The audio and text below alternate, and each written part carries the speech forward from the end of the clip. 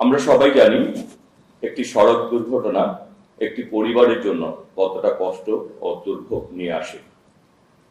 দুর্ঘটনা ঘটার পর প্রথম কয়েক মিনিট অনেক গুরুত্বপূর্ণ।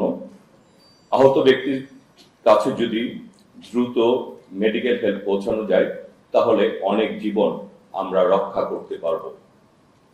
আমরা যখন মহাসড়কের উন্নয়ন করি তখন গাড়ি চলাচলের গতি বাড়ে, কিন্তু সেই গতি যেন মানুষের জীবনের ঝুঁকি না বাড়ায় তার নিশ্চিত করা আমাদের নৈতিক এবং প্রাতিষ্ঠানিক দায়িত্ব।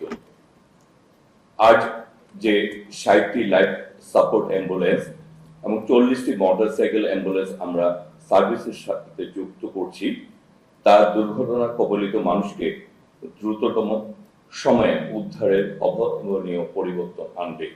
বিশেষ করে তীব্র যানজটে মোটরসাইকেল অ্যাম্বুলেন্স সার্ভিসটি দ্রুততম সময়ে ফার্স্ট এইড নিয়ে পৌঁছাতে পারবে।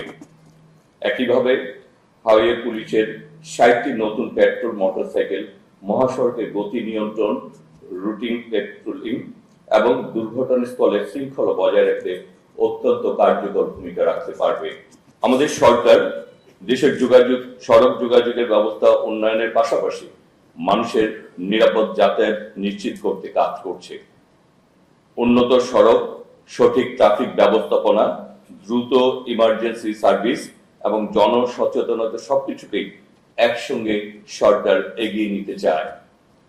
আমি বিশ্বাস করি বাংলাদেশ রোড সেফটি প্রজেক্ট এর উদ্যোগে আমাদের সড়ক নিরাপত্তা ব্যবস্থাকে আরো কার্যকর করবে। সংশ্লিষ্ট সকল সংস্থা কর্মকর্তাদের সমন্বিত প্রচেষ্টায় আমরা এমন একটি পরিবেশ তৈরি করতে পারবো যেখানে মানুষ নিরাপদে চলাচল করতে পারবে এবং দুর্ঘটনার পর দ্রুত প্রয়োজনীয় সহায়তা পাবে। আমাদের লক্ষ্য খুব পরিষ্কার, আমরা সড়কের নিরাপত্তা চাই, গতি বাড়াতে চাই, আমরা সারা বাংলাদেশকে সড়কের উন্নয়ন করতে চাই, সাথে সাথে আমরা এই সড়ককে মানুষের চলাচলের একদম নিরাপদ ব্যবস্থাপনা আমরা সমন্বিত প্রক্রিয়ার মাধ্যমে বাস্তবায়ন করতে চাই।